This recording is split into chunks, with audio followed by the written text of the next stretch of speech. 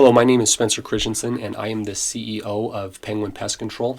In this video, we're going to talk about what is an essential service. Now, I'm sure as you know, Governor Polis has issued a statewide stay-at-home executive order, which essentially directs everyone to stay at home unless they are engaged in certain kinds of activities or unless they're working for certain what is called essential services or critical services, meaning the critical workforce. And in this, we're going to talk about what exactly that is and why it is. Before we begin, though, I just want to say my heart goes out. This is a really difficult time. A lot of people have lost their jobs. It's not only a difficult time for individuals, but for the entire state of Colorado, for the country as a whole, and indeed for the entire world. I know a lot of people's lives have been disrupted. My heart goes out to the people who have contracted the COVID-19 virus, and I just pray that this will end soon, and also that we as a people will not only be better for it, but I hope that we can be polite and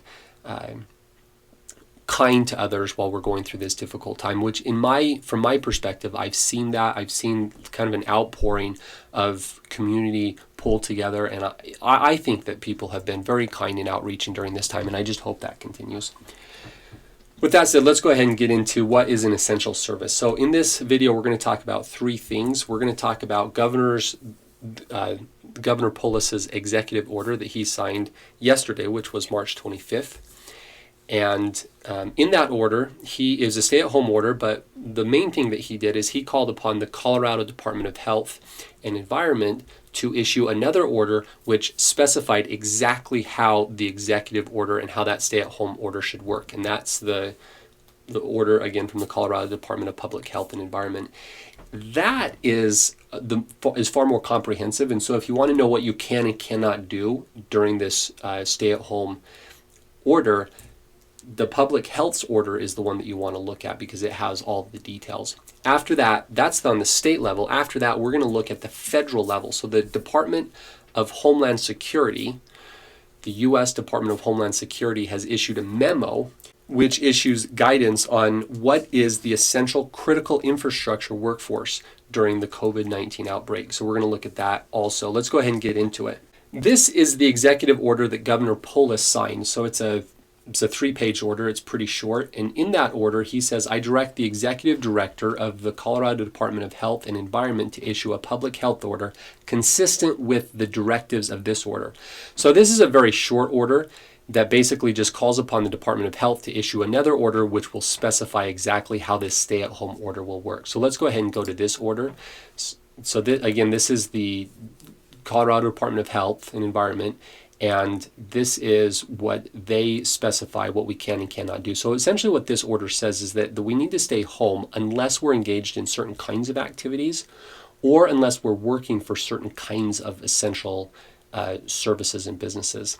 Essentially what this is what you can and can't do. First off, you can go hiking. So these are in number 3, it has the definitions of what is a necessary activity. So essentially you can still go out to get fuel. You can go out and get groceries if you need it. You can go out and do things such as hiking, walking, running. You can go Nordic skiing, snowshoeing, biking, running. You can do all those things. They're completely permissible. If you do go out, though, you need to maintain 6 feet of distance from anyone else, whereas it's possible, in as much as it's possible. There's several other things that it talks about. You can care for a family member, a vulnerable person, that's allowed. You're going to still be able to get food and fuel. Necessary travel, it specifies exactly what that is. In C, it talks about what is a critical business, and so it talks about healthcare operations. So hospitals are going to stay, obviously they're going to stay open. Pharmacies, you're going to be able to get any medication that you need.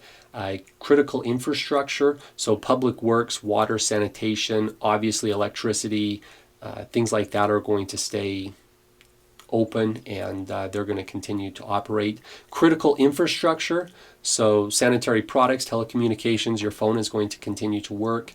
Critical retail, it talks about how, list out what they define as critical retail. So gas stations, like I mentioned before, farm and produce stands are going to continue to operate as normal. Critical services, it talks about how building, cleaning, and maintenance services are going to stay open. You can read all of those. Financial institutions will stay open, so banks and credit institutions are going to remain open.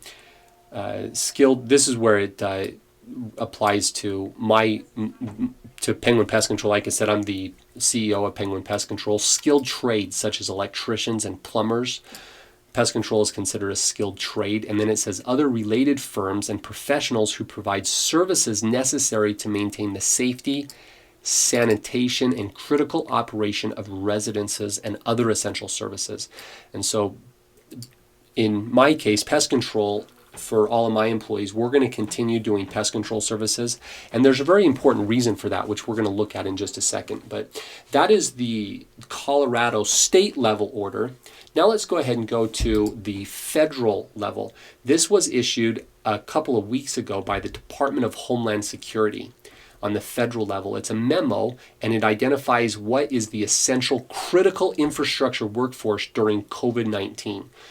And what this does, it's a much bigger, it's a little bit longer order, and it goes into a little bit further detail what exactly is a critical infrastructure. It has this chart right here that diagrams what we need to continue to work in, obviously defense, dams, critical manufacturing, chemical production, energy services, energies, financial, government facilities, food and agriculture. All that stuff has to stay in place. I'm going to go ahead and scroll down to just what's applicable to my company, Public Works. So right here in Public Works, this is what is considered, in that diagram I just showed you, it had Public Works, and this is everything that's entailed within public works. Workers such as plumbers, electricians, exterminators, and other service providers who provide services that are necessary to maintaining the safety, sanitation, and essential operation of residences. Now, the reason this is extremely important is it's pretty logical that we don't want critical infrastructure to go down. For example, if our cell phones go down, that's a big problem. We have to be able to communicate during this time. So that kind of infrastructure has to stay intact. Law enforcement obviously has to stay intact. Defense needs to stay intact. Where it comes to workers such as plumbers, electricians, and exterminators, we obviously have to be able to maintain residences during these times. And so if you have a pipe that breaks in your house, the plumber needs to be able to come out and get that fixed. Exterminators are a really important one for maintaining the sanitation of the society at large. Pest control is a multi-billion dollar industry nationwide in the United States. And all of that work is holding back large amounts of what would otherwise be infestations. And so if we shut down exterminators at this time, you would see within just a month or a couple of months, certainly, you would see a large influx in key kinds of pests, especially cockroaches, mice, rats, and to a large extent termites also. And that would be a big problem because especially cockroaches and mice and rats transmit a lot of diseases. And so, what we're trying to do is maintain sanitation and to maintain a healthy environment. And so we don't want to let that part of our infrastructure go.